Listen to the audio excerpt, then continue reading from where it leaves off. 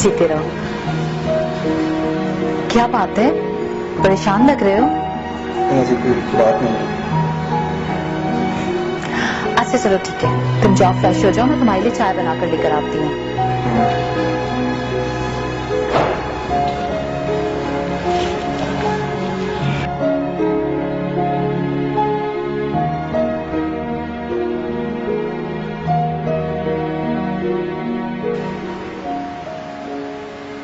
क्या हुआ सरोज, क्यों परेशान हो? दीदी, हम मुस्लिमों के देश में क्यों रह रहे हैं?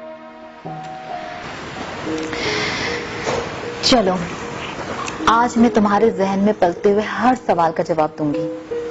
पूछो, क्या पूछना चाहते हो? मेरे जहन में सवाल कांटे की तरह चुभ रहा है दीदी, क्यों पिताजी ने हमें एक ऐसे देश में रखा जहां हम अजनबी हैं?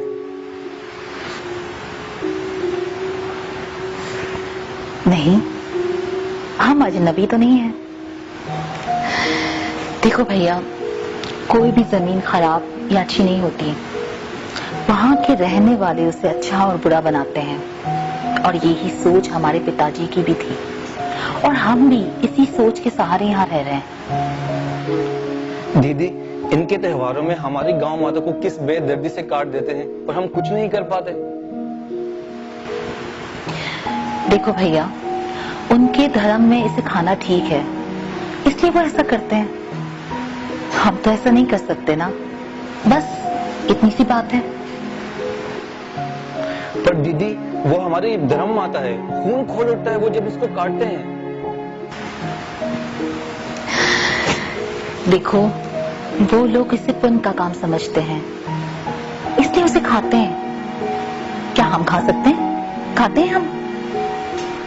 ये कैसा सवाल है? हम वेजिटेरियन हैं, हम दाल और सब्जियां खाते हैं।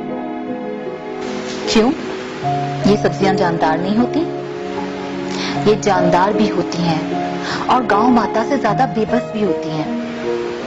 मुझे ये बात समझ में नहीं आती कि जब भगवान उन्हें कुछ नहीं कहता तो फिर हम क्यों ठेकेदार बने बैठे हैं? लेकिन दीदी, ये तो पाप है। हाँ, पाप है, लेकिन सिर्फ हमारे लिए। उनके नजदीक ये पुण्य का काम है। अच्छा, मैं तुम्हें आज एक बात बताती हूँ। सबसे ज्यादा गांव माता को कौन बेचता है इस मुस्लिम के मुल्क में? आप बताओ। भारत में।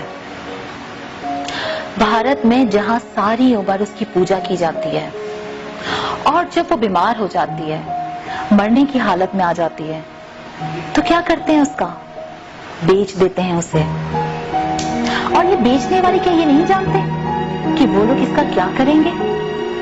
तो दीदी, ये तो एक आतंकवादी मुल्क है, जहाँ हर देश में हर जगह पे आतंक फैलाते हैं ये लोग।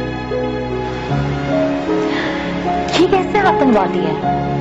अपने ही मुल्क में अपने ही मजहब के लोगों को अपनी मस्जिद, अपनी इमाम बारगाहों, अपनी दरगाहों में बम मार देते हैं, फायरिंग करते हैं। और जब किसी मंदिर और चर्च में कोई मरता है तब भी क्या होता है? यही सब होता है।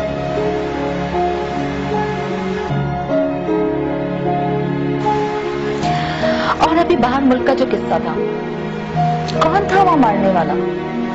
कौन मरे थे वहां? कोई मुसलमान था? नहीं, वहां तो कोई मुसलमान नहीं था। हर मजहब में अपने ही मजहब के लोग आतंकवादी होते हैं। हम किसी को अच्छा या बुरा नहीं कह सकते। तो आपका मतलब है ये हिंदू और दूसरे मजहब के लोग होते हैं? नहीं, हरगिज नहीं। मैं तो बस तुम्हें ये बात समझाना चाहती हूँ कि जो आतंकवादी होते हैं ना, इनका कोई धर्म नहीं होता, कोई नहीं। एक सवाल और, पूरी दुनिया भर में सिर्फ मुस्लिम ही मारे जाते हैं, फिर भी दहशतगर्द? पर दीदी, हम यहाँ तो अजनबी ही हैं ना? हरगिज नहीं। ये धरती हमारी माँ है। क्या हम अपने रस्म और रिवाज को, अपने त्योहार को अपने मजहब के तरीके से नहीं मनाते? क्या हम आजादाना नहीं मनाते? क्या हमें कोई रोक टोक है? बताओ। वो तो ठीक है, मगर अच्छा चलो, तुम मुझे एक बात बताओ। इंडिया में ये जो मुस्लिम हैं, ये जब अपने मजहबी रिवाज मनाते हैं तो क्यों दंगे होते हैं वहां पर? क्यों उन्हें आजादी नहीं दी जाती? जितनी आजादी हमें यहाँ है अपने रिवाज को मनाने के लिए, वहां क्यों नहीं उन्हें दिया जाता? जब हम अपने त्योहार को मनाते हैं तो ये भी हमारे साथ इसको मना रहे होते हैं, खुश हो रहे होते हैं। क्या हमें रोक टोक होती है? क्या हमें किसी किस्म की रुकावट होती है? हम बिल्कुल आजादी से, खुशी के साथ, अमन और सुकून के साथ इसे मनाते हैं, लेकिन वहां ये सब कुछ नहीं होता। फिर इतने तासुब क्यों है हम लोगों से? मैंने कहा ना तुमसे, अच्छे बुरे लोग हर जगह होते हैं। अच्छा चलो, तुम मुझे एक बात बताओ, क्या हम जात से दलित हैं?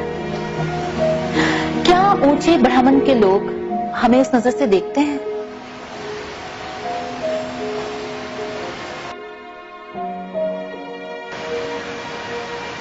यहां देख लो तुम, दलित जात की कृष्णा कुमारी को सेनेटर बना दिया गया।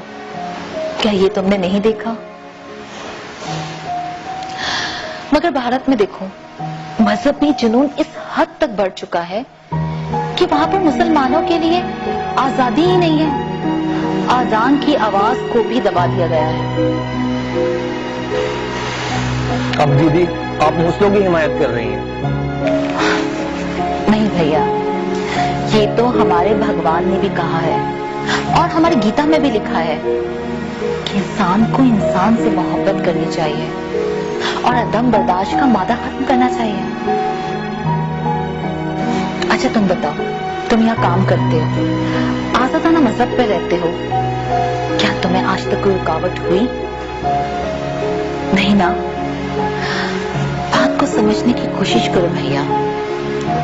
ये सब हमारे नेताओं का क्या धरा है? कोई भी धर्म इंसानों से नफरत का दर्श नहीं देता, बल्कि प्यार का दर्श देता है। तुम दुनिया भर की न्यूज देखो, तुम्हें मेरी बात बहुत आसानी से समझ में आ जाएगी।